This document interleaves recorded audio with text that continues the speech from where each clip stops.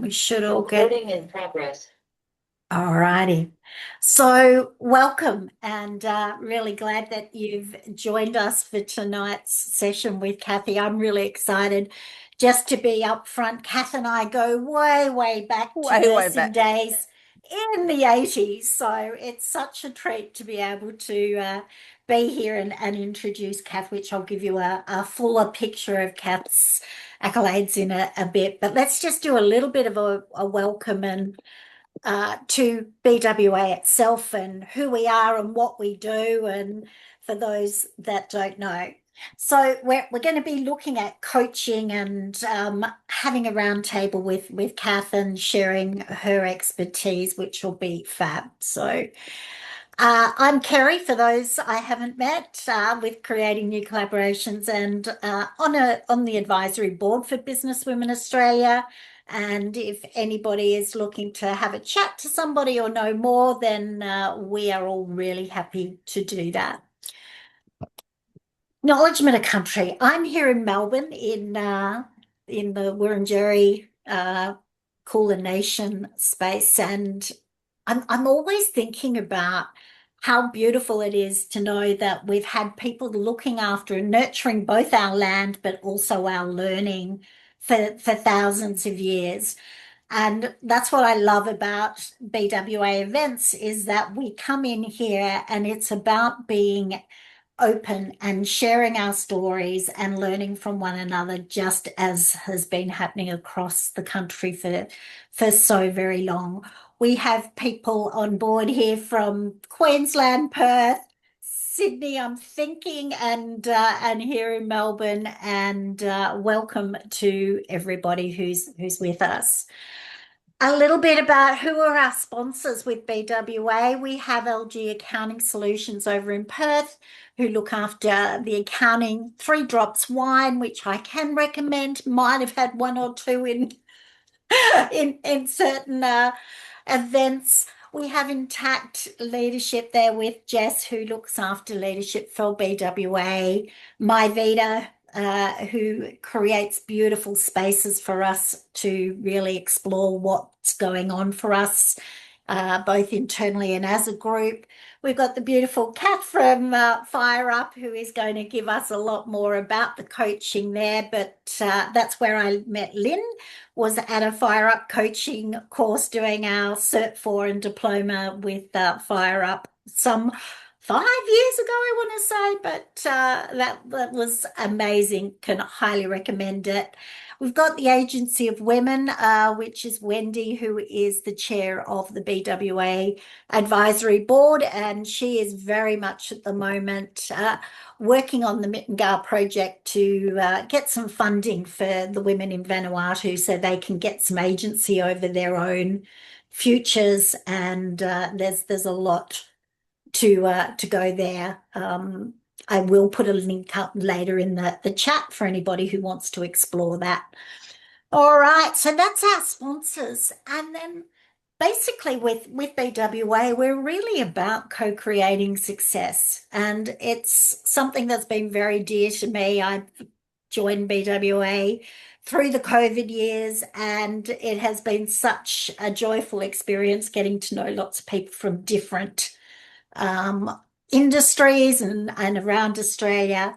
But it is about creating a space where everybody who wants to be involved can share and let us know what it is that you would like to see in these types of round tables and learning, so that we can create events that will make sense to you. We're a collective, business owners, entrepreneurs, solopreneurs, C-suite, anybody is welcome, and we really value the inputs of different views on things. We have the shared values, and I think for me this is what differentiates BWA from many other collectives, is that we really are an inclusive and diverse group of women. We really look to be courageous in our conversations and honest and transparent. We don't have to turn up and put the big smile on and be 100% all of the time. We are human, and we can share what's going on, all about collaboration and sharing and really using that positive energy. And I always step away feeling quite fired up. Even if I come in feeling a little exhausted at times, I walk away energized. So I hope that's the same for you. We really look at leadership. How do we build businesses? And there's been some great programs, and there's lots of recordings and things on the website that you can access about our personal growth as well as business growth. How do we influence? How can we build profiles? And how can we connect with women across the country? And then we have our conscious conversation parameters. And one of the things is being grounded. So I don't know about you, but I've come charging from training this morning. Then I actually took off to catch up with some old nursing friends from Kath and my time. And then I've flown back, charged back home to do so. Sometimes we need to just take that breath and stop from where we've come from to where we're coming in, so that we can be fully present here and really learn and share openly. When I pass over to Kath in just a moment, we respect each other's reality. We all come from different life journeys that get us here, and everybody here has value and their viewpoint matters. So that leads us into that radical listening.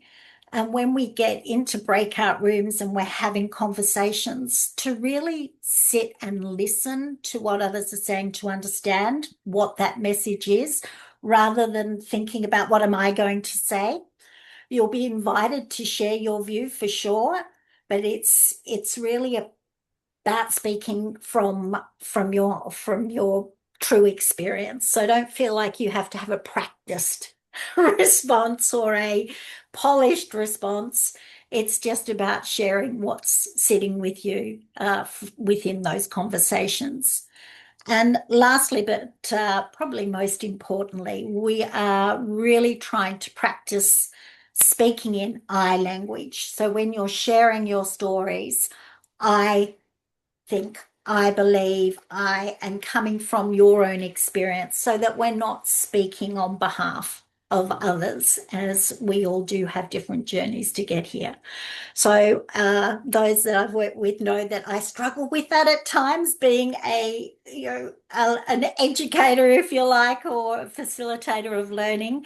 I'm often trying to engage people, so I get to yes, we are going here and we are going there, and it's rein yourself back, Carrie, back to I. But it's a really nice practice to get into the swing of.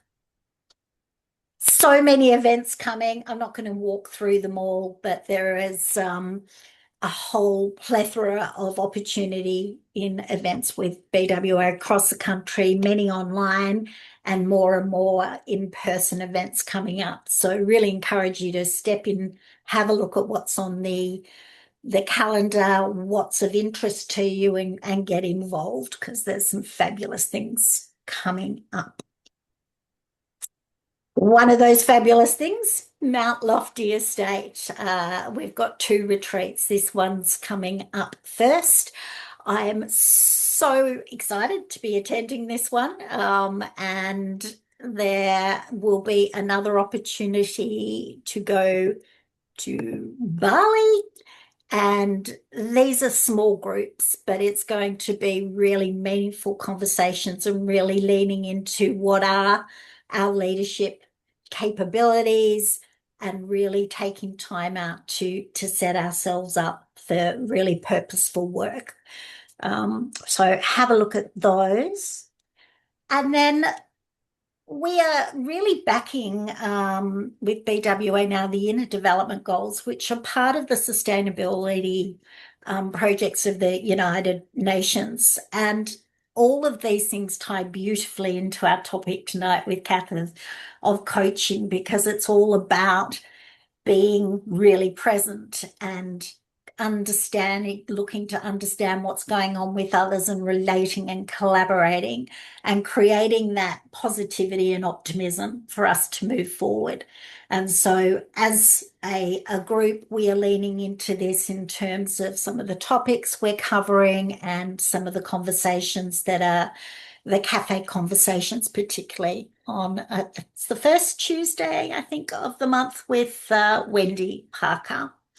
So that is pretty sure that's me. Yeah, we've got all of that. I'm going to jump out of there and just give you a bit of a rundown about who Kath McKenzie is and her qualifications to be here. So, Master Coach. Kath has been, one of the founders of coaching in Australia, really. She's been doing it for a very long time. She has beautiful communities of coaches, and she creates that space for people to really connect. As I say, I've learned so much personally through doing FIREUP coaching courses, which have been just amazing, always generous in her sharing, and going to be a bit of a treat to hear a little bit about how we can build those coaching cultures. And without much ado, I just want to pass over to Kath and get into some good conversation. Thanks for joining us. Thank you, my beautiful friend, and welcome to all of you. It's really wonderful to be here with you. And I think one of the most important things to start with is recognizing that when I first started in coaching we were in 2002, I used to bring out the lady who trained me in neuro-linguistic programming. I spent a lot of time in Canada. So just to give you a bit of my background to how I got here. I started out as a nurse. So Kerry and I did our graduate nurse training together millions of years ago, or not millions, but quite a while ago. And actually, we were just joking with someone in the group today that I still do perfect hospital corners when I make the bed at home, which bemuses my husband because there's not much other structure in the way I do things. So, but one of my good fortunes was I actually got to start working with flight centers when they first started as a company. And so I had a very early experience of going from a nursing culture, which was very command control, hierarchy. As a student nurse, you did what you were told and you didn't go outside the boundaries. And there was an expectation that you wouldn't speak out of turn. And I think I've seen the damage in terms of what that does culturally over many, many years. So I still do a lot of work in health, but I was never going to stay in health. So I did a supposedly 6-month job with flight centers. I saw a tiny ad, and flight centers taught me a lot about creating coaching cultures, and they were ahead of their time to do that in the 90s. And my last role with them was training in Canada, where I got to work with understanding what is it to truly create a collaborative culture. And as a young leader, there's a lot of things I did wrong at that time, but there's also a lot of things that they gave us a lot of leeway with that I see help to create creativity. I did an activity in the training I was doing today where I asked people to draw the activities to show teams how stifled creativity can be in teams. And asked people to just draw a picture, just gave them a piece of paper and they had coloured textures and all that sort of typical training stuff. But then they had to hand their picture on to someone else and get them to write 5 questions that came to their mind when they looked at that picture. And then they had to pass it around again, and you were landed with a picture that then had 5 questions, and you had to write a paragraph. And most people found it much easier to write the paragraph because there was the prompt of the questions and someone had already started the process of creativity. And I think it's a very similar thing with creating a coaching culture, is that you need good parameters and good structure to prompt the creativity, but then you have to let it become dynamic and to start to grow its own purpose and vision, if you like. So I think I have got a few slides, and I want to talk about why. So I started out with coaching in 2002. It is very, very different now in 2026 to what it was then. And what I think is and for the better. What I think is really great about coaching is that we've gone from very prescriptive, what's your goal? What are you going to do? Have you got that goal written down? Is it a SMART goal? What specifically? It was very much about doing. And we've really shifted towards who are you being? So as a team member in your organization, what do you bring as a leader into this space? How is your thinking supporting creating a psychologically safe place and a workplace culture that's conducive to those things that we saw in that slide about thinking, relating, collaborating, and acting from a space of togetherness? There's a beautiful term called, when I was at the ICF conference last year, I spoke at the conference bizarrely about AI in coaching, which is kind of a side thing for me. But anyway, that's what they asked me to speak on. Or that's what I put in. I put in something anyway, that's an aside. But one of the things about that the keynote mentioned was something called Ubuntu. And Ubuntu, this was this beautiful African coach. And it's about together we rise. And so coaching is very much that by us working together and becoming a better we as individuals, I rise when we rise. And I think there's never been a more important time in the world when we look around to see how important it is to have positive cultures and inclusive cultures. So I think I want to start with a few things. I'll just share a couple of slides, but then we're going to talk about, I need to get some understanding. I'd be a very poor coach if I didn't get an understanding of where you are all at in terms of understanding coaching. So let me just give you a couple of ideas here to stimulate your thinking before I put you into some breakout rooms. Oops, and let me get back to where I start. Okay. Sorry. Oh, sorry. All right. So one of the things about why coaching matters at the moment is that in workplaces at the moment, we have never had such a huge mix of generations. And that requires a lot of navigating in terms of how do you be inclusive when you've got someone who's been educated and raised in a totally different value system to perhaps, so you've got it 20, and particularly because I do a lot of work in health, I see it. You've got the graduates in their 20s, and then you've got the people who are getting close to retirement, so in their mid 60s, and even some in nursing, you quite often, it's not uncommon to get nurses in their late 60s. And so it's really important because the newer generations they don't just expect leaders who coach, they want to be included.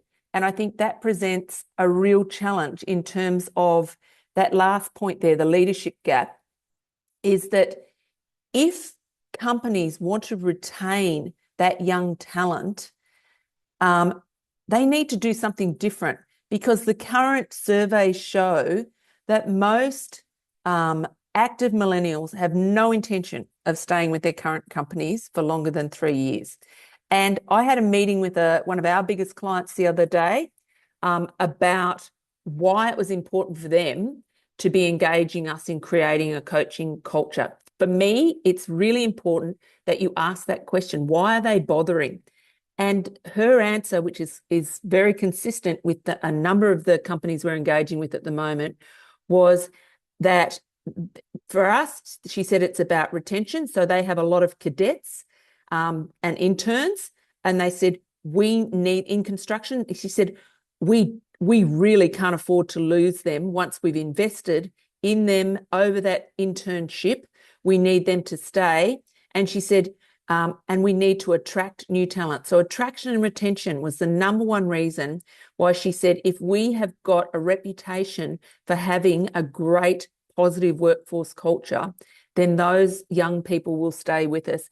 And then at the other end, they've got senior project managers who we coach around, how their wisdom, how to change their approach so that they're actually enjoying the golden years of their career where they're actually able to really leave a legacy. So it's really about supporting all generations in the workforce to reach their potential. So the first thing we want to do is to actually get you into some breakout rooms and talk about what situations, or like if I was going to have a conversation this afternoon with you where you could actually take away some gold, what are the 3 challenges that you're most facing in your organization? And actually we've got, Kes, we probably only need 2 breakout rooms, I would think. So if we just take 5 minutes so that I can start to understand. So name it, when you get in the breakout room, make sure you name your spokesperson and they'll come back. And then we're going to talk about what are the real challenges you're facing, because I want to talk to those challenges. So let's have, I'm conscious of the time because it's going quick. So let's have 6 minutes in the breakout room, Kes, and that gives everyone time. Rooms are open.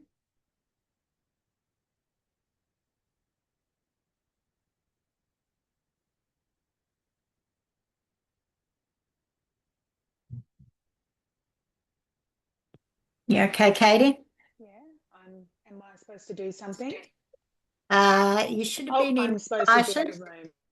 There you go.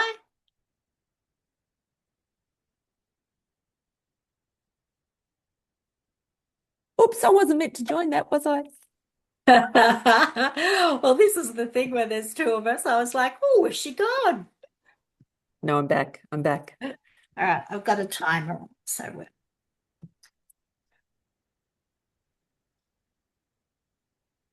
Is it that we're here together doing this? That I just makes know. me smile. Yeah. All day I've been texting girls, how funny is it that we get to hang out? I know. It's really nice. So now, do you need to pause the recording for a minute? Um, Welcome. Thank you. They're just in the breakout rooms talking about what their 3 greatest challenges are that they need help with coaching.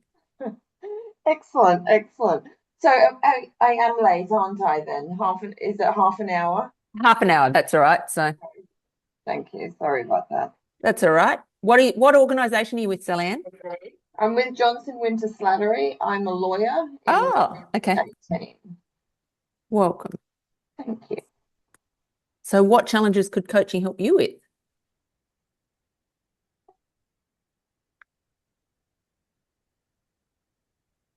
Now, I think a lot of my challenges are actually business development related.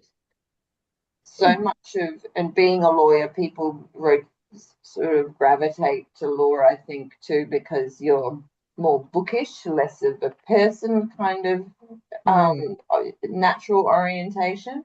But really, a lot as you become more senior, it's all about like building business and rather than necessarily just doing your work. So Okay. I could always need help with. Thank you. Welcome back, everyone. Now, who's our spokesperson in room 2 or 1?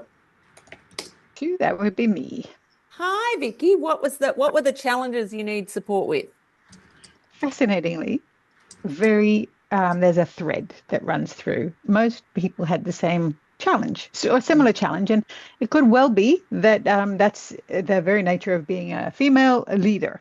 And it might also be, anyway, I'm sure we'll discuss why it's such a common problem. But ultimately, it is the approach, this problem-solving approach, and consciously knowing that problem solving isn't the way to do it, that we'd rather create space for our team members to learn themselves and even encourage them to make mistakes. And then there's that tension of also managing deadlines and client demands, because when you're working in a small team that's fast-paced, it just feels like it's more efficient to just get it done yourself. Do it yourself. Yep.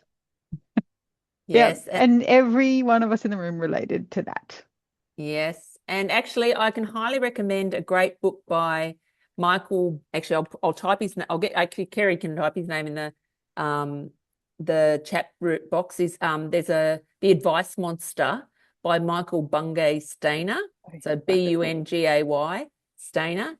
And I think it's a very common thing. It's probably when I start a coaching course internally in an organization, the hardest thing for people to embrace is that people actually need space to create their own solutions. We get so impatient to solve the problem, and actually it's much quicker to just take the time and allow the space. I was doing a coaching demonstration today, which said this perfectly, and I was coaching a psychologist, and the coaches were all sitting around watching, and they said, oh, every time she said to you, I don't know, we would have jumped in there and started giving her advice. And you just sat there. And that's it. You have to get comfortable with the silence and hold the space, because it's kind of like a default answer that you ask people a question and they go, oh, I don't know. But they do know. And unless we trust them to find their own answers, they actually then become very dependent on you. So you actually start to stifle people's thinking. If you are always problem solving for them, you actually are disempowering them in the long term, because they start to get complacent. Well, what's the point of me coming with any solutions, because they're just going to override me or tell me what to do anyway. So thank you, Vicky. They are very typical problems. And look, it's just about also, in terms of, you mentioned creating the space, it's about also having a shared permission in the organisation to allow people to get the training and the skills development, so that they're actually asked. There's no point holding the space if you're asking a poor quality question. So by that I mean, if your questions are problem focused, if I'm asking you, oh, Vicky, what's wrong? Oh, is that, oh, wow, when did that happen? Oh my God, that's like, if I'm asking those kinds of questions, I'm actually taking you down the rabbit hole. Whereas if I'm actually asking you to think about, well, look, that's been a situation you've had to deal with. What is it that you actually would like to be different? And it takes people out of their emotional brain into their prefrontal cortex or their cerebral brain. So they have to actually think differently. And then if I start to ask you, what would need to be different to get what you want? How would you know when things were starting to change? So you have to ask questions that expand the conversation rather than contract the conversation. We need to start making sure that we're priming a conversation for trust and expanding it, rather than just, look, we're really busy, we've got to get it done, and it just contracts the thinking in. So any follow-up thoughts from that group as I'm speaking?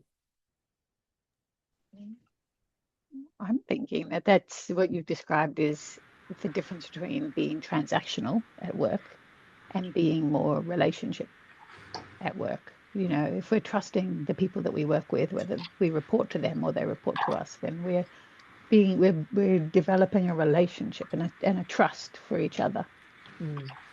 And that's the essence of strong teams. Is if you look at Patrick Lencioni's work, at the bottom of his pyramid is trust, and then there's commitment, there's conflict. How do you have healthy conflict? Like, if we avoid conflict, it means that someone's not sharing their voice. And what do I say? Trust, commitment, conflict, accountability, and results. So all of those things have to be present for us to be thinking through in order to open up those, as you say, relational conversations. Judith Glaser, in her work around conversational intelligence, talks about transformational conversations. And in a transformational conversation, you have to be comfortable with asking a question which no one knows the answer for.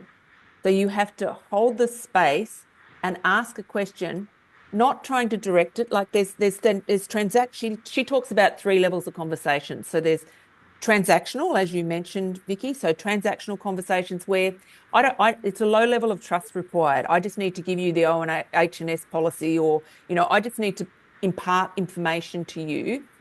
And then we've got kind of collaborative conversations, but perhaps I'm trying to influence you as a leader. Like I'm inviting you into the conversation, but it's ultimately I'm still going to have a major influence in whatever decision's made. Whereas a truly transformational conversation is where we are trying to solve problems for which none of us know the answers.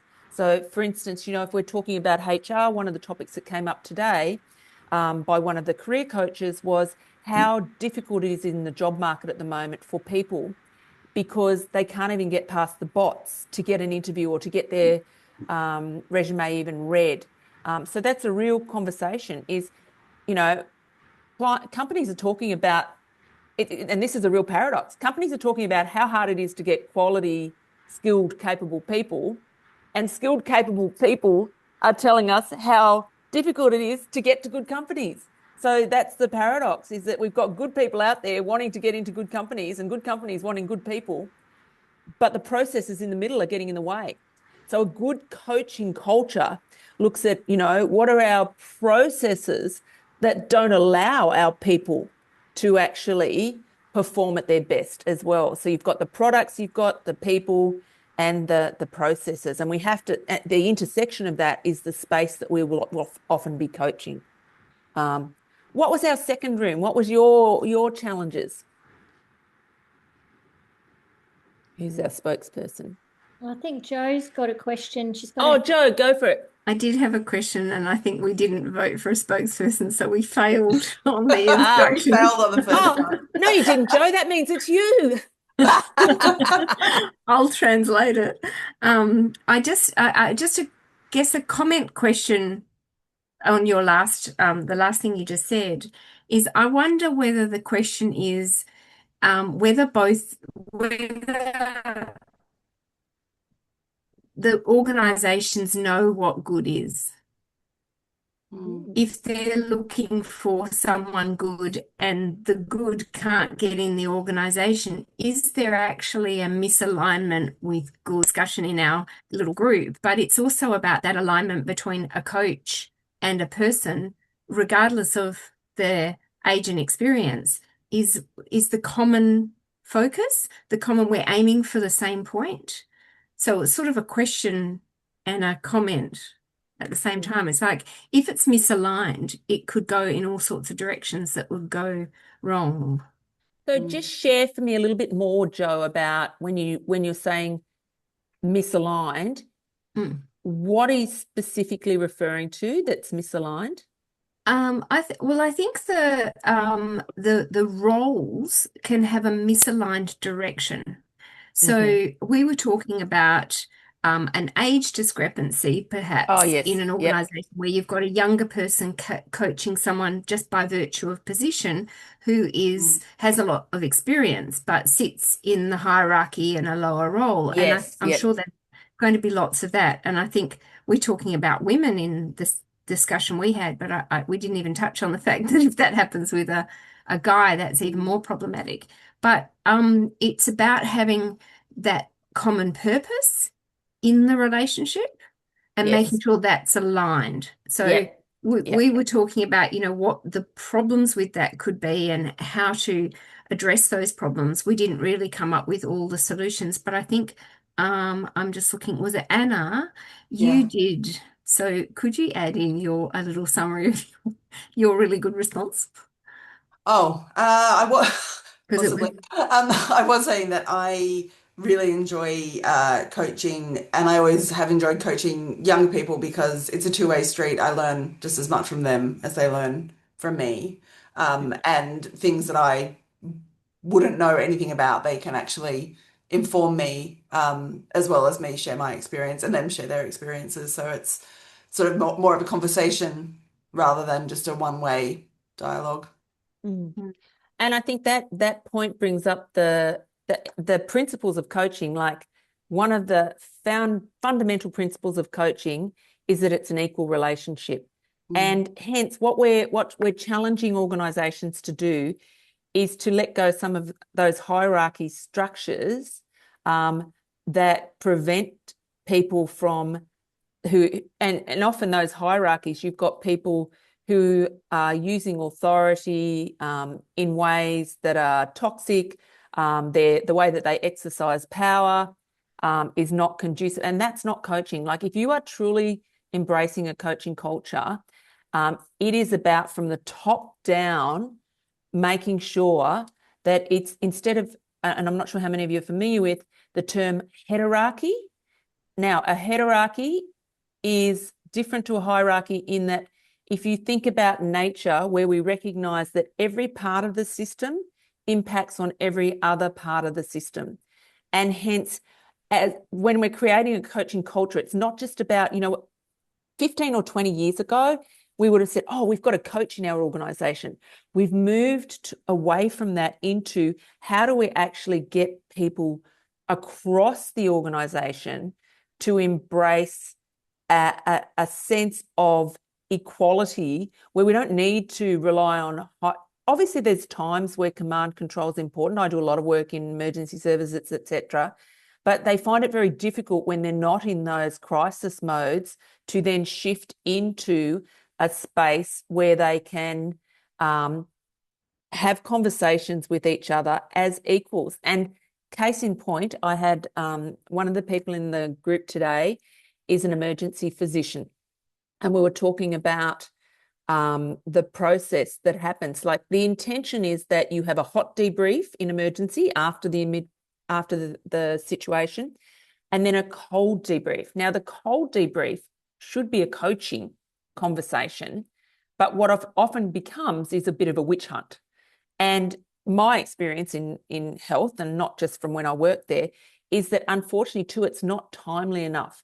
Like, if we've got a coaching conversation, those conversations are happening in a very timely way so that someone can immediately address their behavior in the moment with the feedback. Whereas if you're in emergency situations, you're in fight and flight mode anyway. So someone's telling you a week later that your tone was a bit off. You can't remember that. And it's not, but so there's lots of ways in depending on what sort of organization you're in, it's about us being proactive about choosing how we want to recognize that everyone in the system impacts on the system, and that everyone's voice needs to be heard in order for that system to function in a psychologically safe way. And that's what creates real productivity. And when I used to get a coaching call 10 years ago, and people would ask, what's the return on investment? Well, now, and I shared because I'm conscious, like, I don't want to just go through data with you. It's better to have real conversations. There's lots of data that will tell you that if companies invest in everyone understanding how to have good coaching conversations and to know when to be coaching, obviously there's times when mentoring's more appropriate. So I think what Anna was talking about is reverse mentoring. When the young people are mentoring, one of my team gave me the best session about setting up my brain in Anthropic the other day. So now I've got my unique Kathy brain in Anthropic, so which would have terrified me if someone had said that was happening 10 years ago. But anyway, it is happening, so we're here. But, they're all things that we need to start to think about, how all parts of the system are interacting, and recognise ways in which we can create a culture. And particularly, it costs a lot of money to lose people because of the leadership styles. So, young people everyone, doesn't matter, any age, I'll smack myself. given the age I am, I should know better than to be ageist. People expect to be respected in their workplace, and the only way that we can create that is for a foundation of trust across the organisation. And trust means you consciously need to be aware of all the different layers that feed into earning someone's trust. We don't just get someone's trust. We have to earn that trust through time, and our behaviours have to be consistent. So we have to articulate the vision of the organisation, how creating a coaching culture will feed into that vision. And then we have to look at, okay, what are our values? So coaching really helps to draw out the values and start to think about, what are my individual values? So who am I? What's my part in this organisation? And who are we? What are our shared values? And all too often that is really missed. When I start having conversations around, so, you talk about respect in the organisation, how would I know that was happening? If I came in and walked around, how would I see that there was respect in your organisation? And they're like, oh, what do you mean, Kathy? But it has to be something that I can see and feel. I can certainly feel when I walk into some of the departments I work in that will remain nameless, I can feel that there's not a lot of trust or respect happening. It's like almost the energy in the open pods, and you're like, because emotional contagions, you can feel it when the energy is not right. Emotional contagion's a real thing, the energy that gets created. So we need to think about the vision and the who we are as an organisation. What are our values? Are you going, Lynn? No. Question? I just, on that trust thing, I had an interesting experience this week, which I'd like to share, that it can Please do. at a local level, like at a micro level as well. So I remember in my group, that I was checking in to see if they're okay, how things going, just randomly just checking in. They gave me the feedback that my check-ins they were feeling that it was disempowering. So it's a really interesting thing. It got me thinking that everyone has a different way of wanting to be, working and collaborating and being trusted. So, and in actual fact, it's me being that caring, over nurturing sort of person that's sort of thinking, I'm just checking in, is everything okay? How are you going? Is actually undermining them feeling that I'm not trusting that they've got it. Yes. I just thought there's so many little things that as a leader, as a manager, whatever, even as a parent, whatever it might be, that could be coming from a place of love and care, that could be misinterpreted as being a lack of trust and a lack of empowerment. Just what you're saying was reminding me that I should share that. And I do have to go, ladies. I've got a board meeting with the Peel Community Foundation. So lovely to see your voices. I'm going to be listening to the recording. I've got a lot to learn. I never stop learning. So thank you, and enjoy. Thanks, Lynn. Lovely to see you. Bye. So based on that, so Lynn had some insights that were coming up for her. Rather than me go through more slides, what other insights or thoughts are coming up as I'm sharing some of that?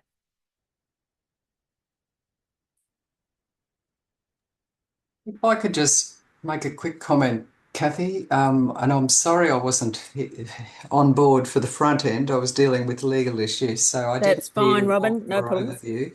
But very interested in the inside-outside connections and how that comes into the coaching framework, because obviously one seeks to coach as well as mentor within the organisation and do that effectively. But I was wondering, like, I particularly reach out across the borders of organisations for my own growth, and you do that more so if you're in a small business or consultancy that you're running effectively. So that's the way one goes. But I do find, and particularly this issue of more youthful connections alongside, I'm in more the mature group. I reach out to ex-students. I lectured when I was lecturing at university. They bring their skill sets and technology know-how to it, and they reach to me for probably reinforcement of some of the frameworks that I taught. Yes. So it's kind of, I'm just thinking that sometimes that can loosen up the tension, is having not only different age groups, which I think is a really positive thing, but also across borders, like inside, outside the organisation.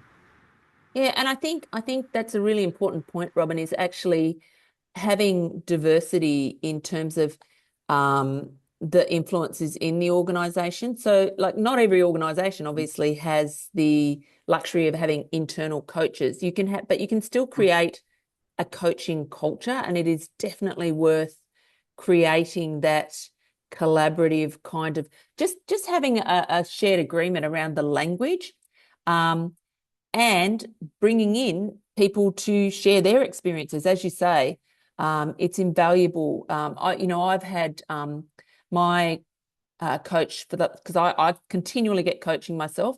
My coach is French, but he's living in the US at the moment, and he just brings a completely different perspective that I would not have even seen. Like, he brings to some of the things that he uses are techniques that I hadn't used before. So he talks about the theory of you, which is a really great thing in organizations, because it talks about what he calls detangling. So noticing what's mine, what's ours, what's mine, what's yours, what's us. And sometimes it's only someone outside the organization who can observe the dynamics that have been happening for such a long time internally that people don't see them anymore. And that outside, that's where an external coach often comes in, and I will often walk in and I can pick things really quickly. Now, that's from a lot of experience as well, but it would have taken months and months for someone internally to perhaps have permission, or even, if you're not working with people every day, it's often easier to point out or to coach around the thorny sort of issues that are going on inside an organization. Because we had this conversation last week in the team coaching, because we're designing a new course around team coaching and whole brain thinking, because I think one of the things that transcends culture, if you've got a lot of different cultures, like I did a lot of work at Dandenong Lettuce Centre in Melbourne, which at that time had 56 different nationalities. And one of the things about the Herman brain dominance instrument, or the whole brain thinking, I've done lots of psychometric tools, but because it is about your thinking preferences and being very aware of how your individual thinking preferences are impacting on those around you. And when you understand your thinking preferences, but then you actually have a shared understanding of what your team's thinking preferences are, then you can start to appreciate, actually, we need that different thinking in a team, because all too often people get comfortable in an organisation with, oh, look, there's like that artificial harmony that exists. And an effective organisation, an effective coaching culture allows those difficult conversations to be had in a constructive way, so that we don't shy away from them, but we're not just accommodating everyone and making them feel good. We're able to challenge. And it was interesting, when the person I was doing the demo on today, I was like, oh, I don't know, but if you just hold the space for someone, it's amazing. Even people who are a bit intimidating, or might appear intimidating, if you can hold the space and act, and actually really operate from that space of, I'm here to support your development, then that's really powerful. Any other thoughts or questions? We've still got 4 or 5 minutes, but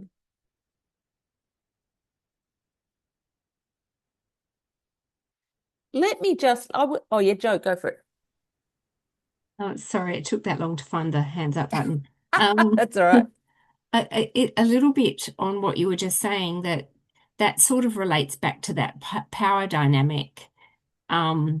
Is if it's not an equal relationship in an organization, or it's not set up to be that there's no power in the relationship, then it's very difficult, I think, to necessarily have a groundswell or ground level of trust, because the person who is being coached is always fully aware that the other person has a power over anything they say or what they don't deliver, or if there's any problems that are raised, or and it can mean that they don't authentically reveal themselves in a coaching session. Yes. And I think at the moment, Joe, to your point, and I might be talking exactly to your comment there, but women, particularly at the moment, need to stand up. Like I think when I'm coaching female executives and like I coach at all different levels, but I particularly love working with women. I work with all different groups of people, but I am finding an undermining of women in senior positions at the moment that really I find quite disturbing. And I think we really need to make sure that we're setting up systems and structures to support women. I'm being incredibly passionate about that because there's a proliferation of kind of, well, power over women's a good thing. That's leadership, from what's that, Manosphere, whatever that Netflix documentary is. I haven't watched it, but someone was talking about it today. So I think, like we have to role model healthy, positive, collaborative relationships. It's easy to get a bit despondent about some of the leadership around the world at the moment that's really this aggressive, toxic masculinity. But that gives us all the more opportunity to have a really positive, powerful influence with the circles, coming back to our classic coaching. What can we control? What can we influence? There's lots of stuff that we could be really concerned about in the world at the moment, but we'll make our biggest impact if we can just come back to our little influence and how we can make that ripple effect grow. Vicky, go for it. Thank you. Thank you, Kathy, for raising this. I think, every conversation that goes without this very focused, some might call it blatant, calling out of the issues as it relates to equality for women, which I find hilarious that we're still talking about it. But every conversation, every opportunity we have to share views about this is so key, and that we are the ones to make that change. The system wasn't built for women. The system was built by guys. So of course it's going to have been built for guys. That's the only thing they know. It wasn't an intentional keeping us out. But all this time, it's as if we're starting from scratch and looking for ways to bring equality for women. And I know that it starts with the coaching of self. And we must feel safe within ourselves, and we must find opportunities and coaches and be coached and coach ourselves and think and talk about self-leadership before we can ever lead anybody else, right? Because the way we show up in our workplace is exactly how we're going to be treated. And we keep playing small and being small. Of course, we're going to be treated as small. So it's our turn to do something different. So thank you for the opportunity to share my very focused view on that. Because thank you, Vicky. I can feel and I love your passion, because one of the things that my coach kept saying to me last year, I had a bit of an incident where it really reduced my confidence for quite some time, and I've had to sort of really stand up to be vocal again. But he kept saying, Kathy, the space you hold within yourself is the space available to others. And that's probably a really nice note. Is it 5 or 5:30 we're going to, Kez? Is it? It's 5, isn't it? It's 6:30 in my, so I think we've got another 30 minutes, right? Oh, beautiful. Awesome. All right. Expecting 90 minutes? Yeah. Beautiful. All right. That's great. All right. I'll blame my brain injury from last year for that. She's had a long day, people. No, I'm good, because I was like, why have I got so many slides? I've only got through. All right, beautiful. Let's go. We'll cut that bit out we'll edit that bit out. So, okay, well, that gives us time for another beautiful conversation. I'm just going to share a couple of other things where we start thinking about, if I can get the slides to work.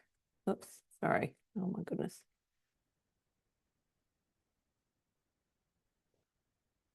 Okay. So I think I just skipped a slide there. Okay, so I shared that article with you about the coaching culture, and it's very common across it's interesting. I have watched, because I've been in coaching a long time, I have watched it really take a massive leap in the last 6 months. We have just been engaged to do some of the biggest projects that I have ever done. And so, you know, in terms of what a coaching culture can do, it helps us to actually address some of the real issues for people that come up. So we don't just when we're coaching the person at work, people don't, unlike the days where you're expected to leave yourself and all your interests and things at home, we now realize that, you know, if you are being your best person, it's your best person everywhere. It's not just when you come to work. And inevitably, one of the most common pieces of feedback that I get from people when they start to learn about the power of priming conversations for trust and noticing their body language and their tone and how that impacts. And I'll put up on the whiteboard intention, action, impact. And I'm sure many of you have seen that before. But most people that I work with, and I've worked with thousands of people in organizations, they don't intentionally go to work to upset their co-workers. You know, no one generally shows up to make anyone else's day difficult. But it's that lack of awareness, because people start to use excuses. So, you know, they get feedback that their behavior wasn't appropriate, and they start going into the blame, denial, justify. So they're the three classics. If you are hearing a lot of that in your organization, you need to think more about giving people some skills and understanding around self-awareness. Because when you hear a lot of denial, when someone's behavior has had a negative impact, it's because we judge ourselves by our intentions. So people go, no, but, you know, they just took it the wrong way. What's wrong with them? You know, they're so bloody sensitive, you know, whatever, you know, we've all heard that, haven't we? That sort of thing of, oh yeah, they just, you know, they overreact every single time, where it's like, that person needs to understand that it might have been your intention to just give that information, but however you gave it has had an impact that was not your intention. So you need to learn to change your action.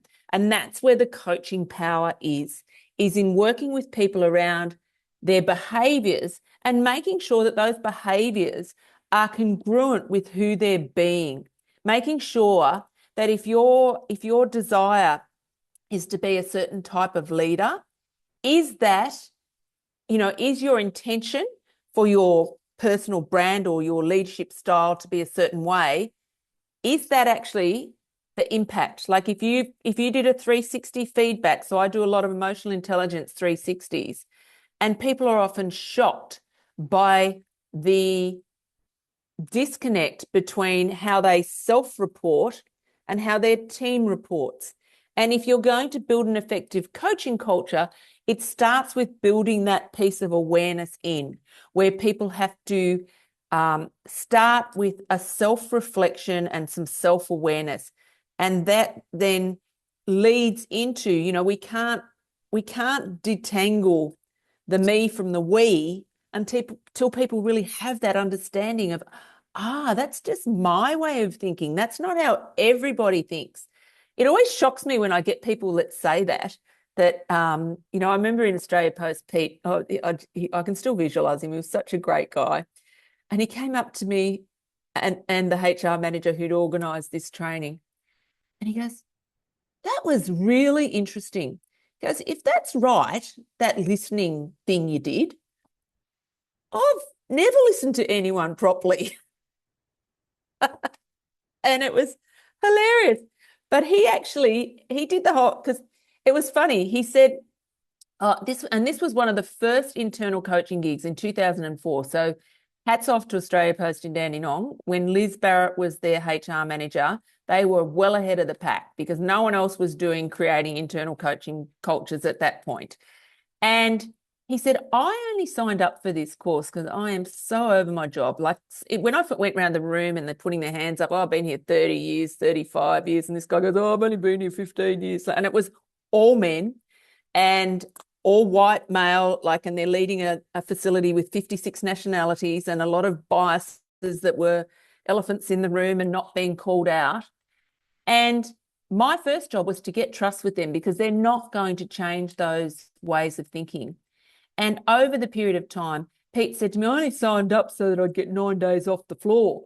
But he said, my wife said to give you this card. This was on day 9 when we were doing our little graduation. And his wife had sent a card to say that he was a much better person at home. And to me, that was one of the greatest treasures, was to know that this doesn't just impact people at work. It impacts people at home. And it's a very common thing. Anyone got teenagers that are difficult or challenging? No? Adult children that are difficult? Young children? It's always a useful thing to have coaching language in your back pocket. I'm just going to slip this. Actually, no, I won't skip this one because when we talk about what people expect in the workplace, this is the return on investment you get for creating a coaching culture. If you don't articulate clearly what the purpose is of the organization, then everyone's kind of, to Joe's point before, they're misaligned. Like, you've got people working in silos to different purposes. So it's really important that to create that coaching culture, you have to be very intentional about, this is our purpose. This is how we give each other feedback. You have to be really open and transparent. I use Judith Glazer's conversational intelligence regularly when I'm supporting teams to give each other feedback in a way that fosters trust. Because I'm sure we've all been the recipients of feedback that left us, what was the word someone used the other day? Mauled. There you go. Could I survive it? If you haven't ever seen, and it's Simon Cushionmarker, I saw him at an Australian College of Health Service Managers conference last year that I was at. And he has such a great perspective on the different generations and what you need to make sure you're fostering for them to feel like they belong.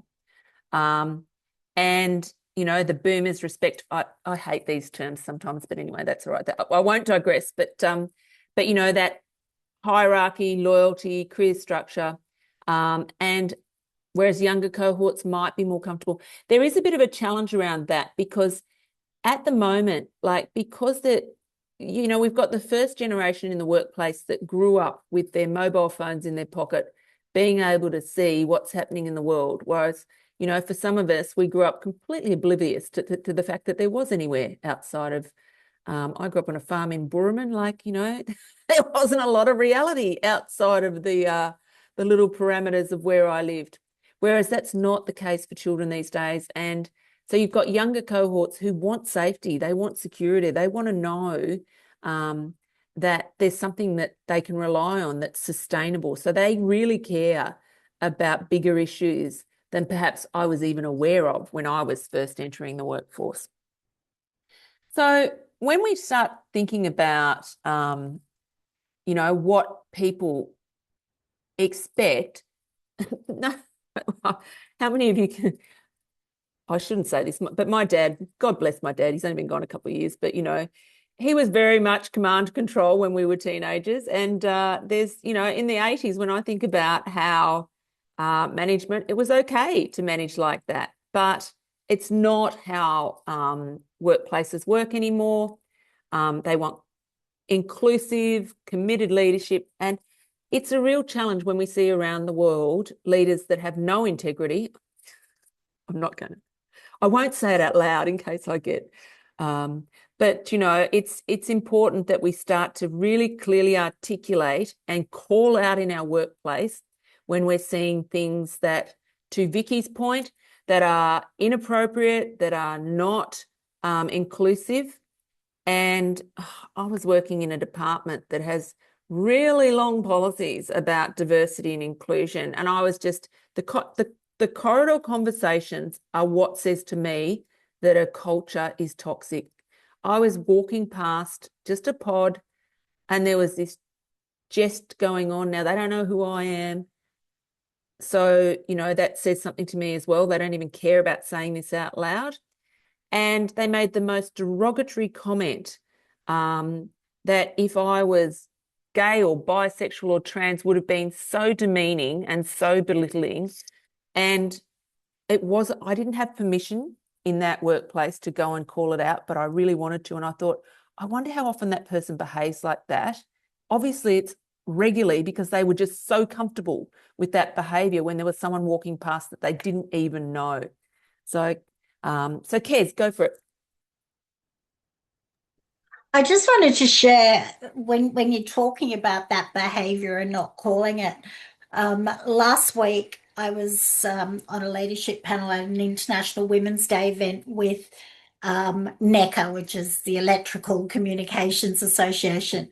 And it was so fascinating because we were talking about psychological safety, and we were talking about the fact that, you know, if we're not having conversations and coaching sort of conversations and hearing what people have to say, what the impact of that was. And while I was there in terms of a leadership aspect, and I said to them, well, if you walk past a behavior and you don't call it, you're literally championing that behavior and saying that's okay.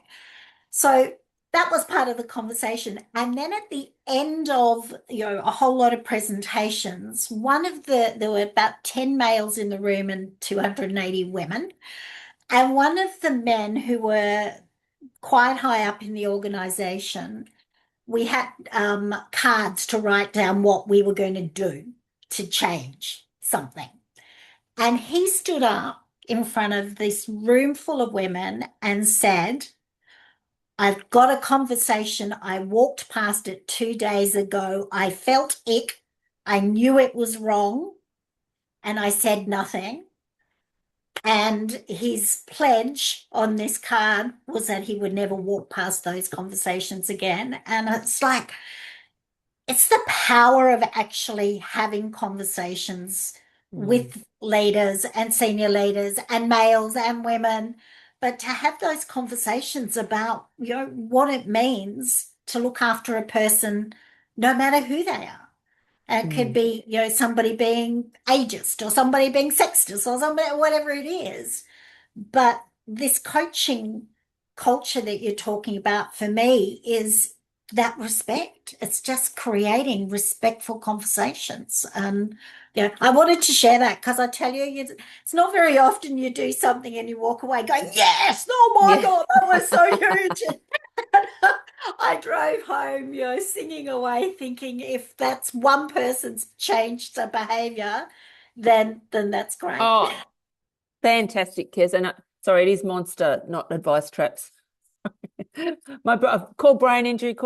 So I was just in the chat there. So what you're talking about, Kerry, is such an important thing because it was the man standing up in the room. And I think the fact that he felt it but just didn't at the time react, I think, you know, you're exactly right to be singing in the car because it is so important for us as coaches to call out those conversations that we see happening that people just haven't thought or haven't been comfortable to have.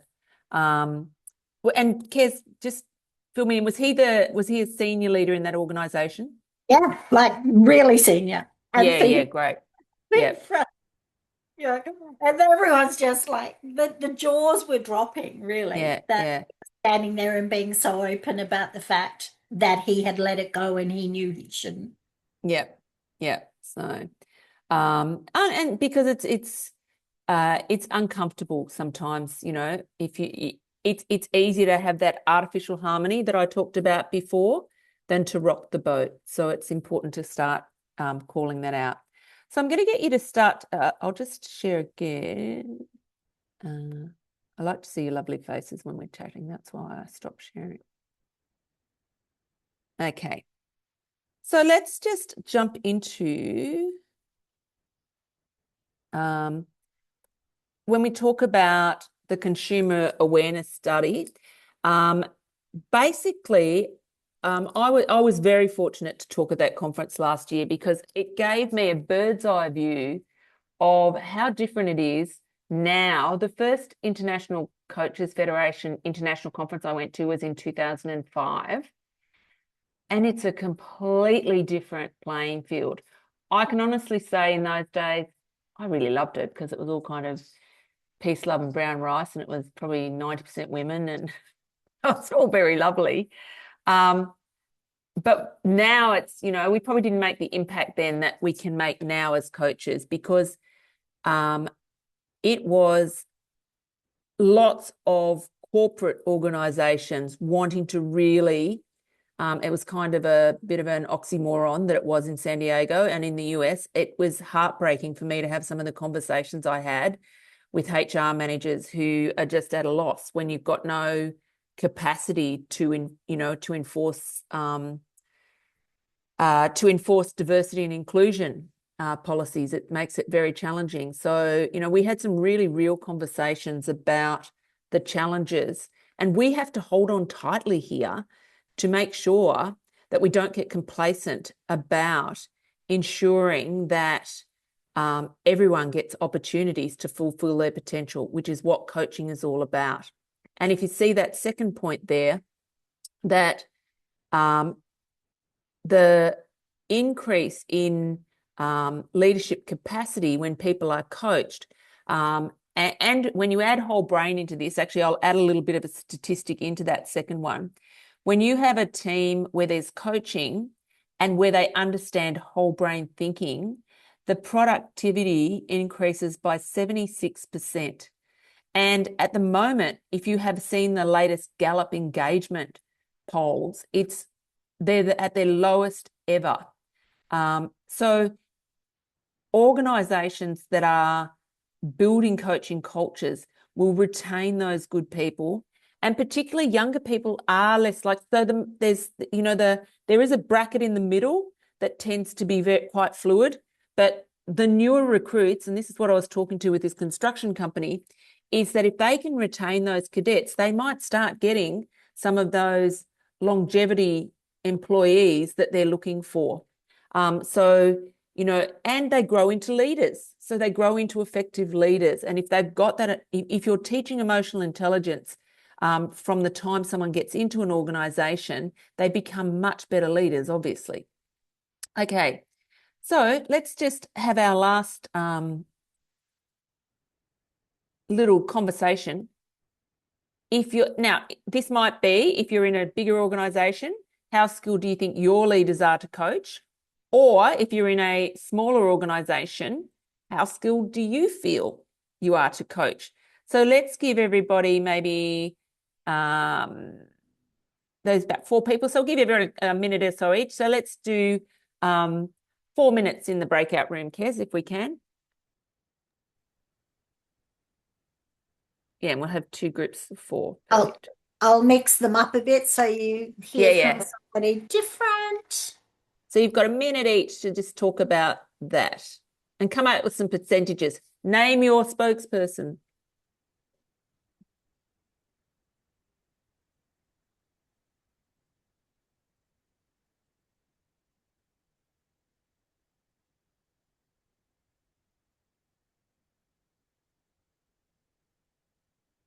Are you right, Kathy, to jump into a breakout?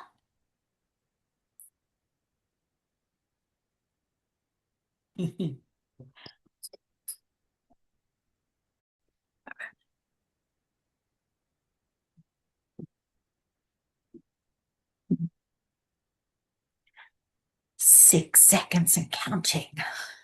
We've known each other 40 years, you know. That's scary.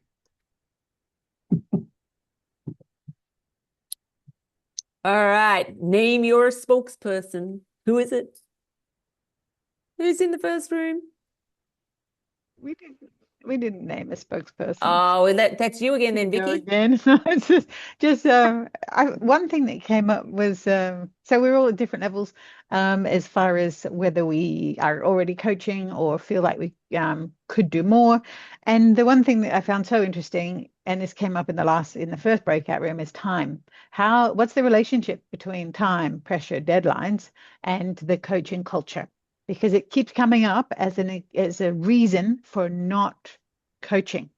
Would you be open to speaking about that? Absolutely. Curious. If anything, the more you create clarity in the culture, the more people are able to be much more productive. So when you've got a really clear understanding of what your responsibilities and accountabilities are, it's incredible when you start coaching people around how they use their time. Like, so I do a lot of sort of a time analysis, like, an analysis with people about how they're spending their time, because I work with a lot of people who say, I don't have time, So it's really about starting to work through prioritization, if I could say that at this hour.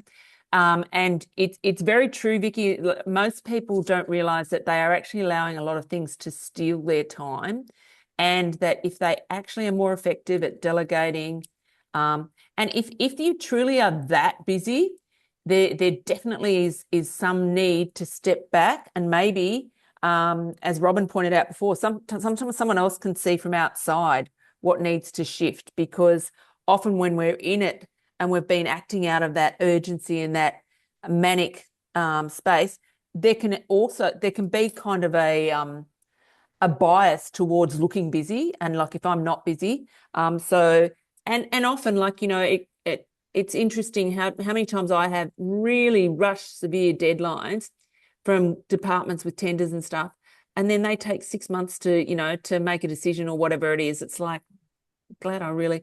So you really have to prioritize what's of value to you. So, but it is very important that you have some processes around how people measure their effectiveness with their time usage. So we have a lot of processes that I use with people around thinking about the things that, how they're spending their time, and we kind of do a lot, an analysis of whether they're aligned to their priorities or whether they're actually other people's priorities and they're just not good at asserting themselves and putting boundaries. So it's often about boundaries as well. So there's lots of factors that feed into that busyness and that inability to sort of feel like they can stop and ask a question or trust other people to delegate.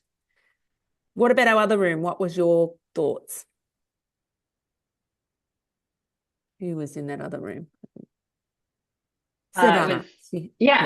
Sure, I'll chat. It was Melissa, Kathy, and I.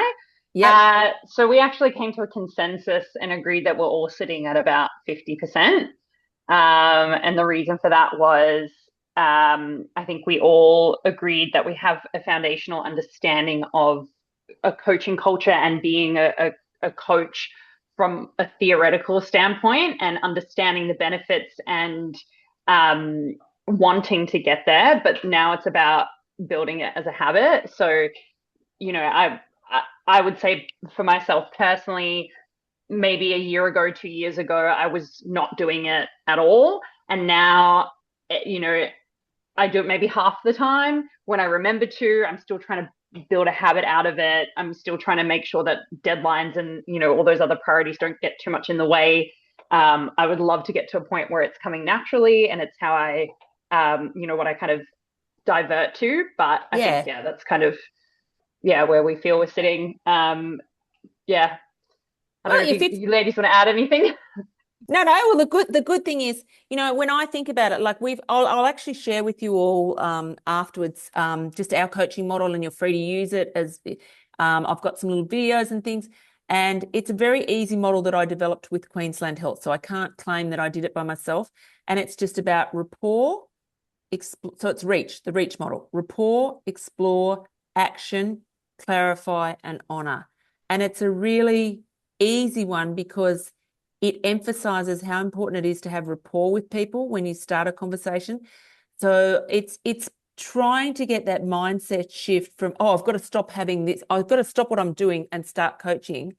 It actually becomes just a way of being, that you're in that space of, I'm always building rapport with people. I'm asking questions where I'm priming for trust, and I'm noticing if we can either inadvertently prime for threat where we don't notice. So we're listening, we're doing that deep listening. We're not just listening to the words. We're listening for how those beliefs have come to be expressed the way that they are through the language that they're expressed. When we're talking about actions, we make sure that we clarify that they're in line with their values. And the H is probably one of the most important. It's about honour and making sure that everyone feels validated in the conversations. So, Kez, I am on time, aren't I? Just going to say, Kath is one of the very few people in my world that gets to call me Kez without me giving her a black eye. So just It's only because I've known her 40 years. 40 years. But carries what it is. But I love it, Kath. We do need to call it quits because it is the end of a long day for everybody. I just want to take this opportunity to thank Kath for sharing her knowledge. She is a total wealth of knowledge in coaching and has, as a facilitator, having Kath's coaching in there has been life-changing for me. And it's a really good thing to go and have a look at if you are looking for coaching skills to see what Kath and FIREUP offer. But continue conversations, look each other up, have these conversations, because the more we get around that in our heads, the more that we can step it up. And as you say, Savannah, start making it a habit rather than, oh, hang on, I've got to make time for it.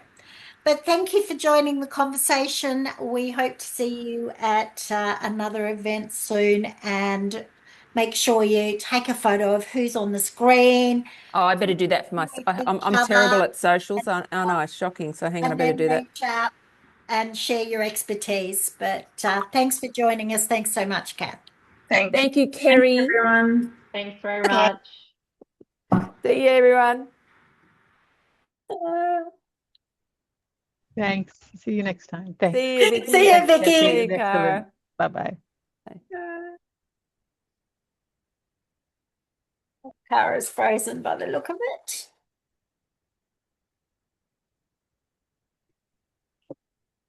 Stop the recording.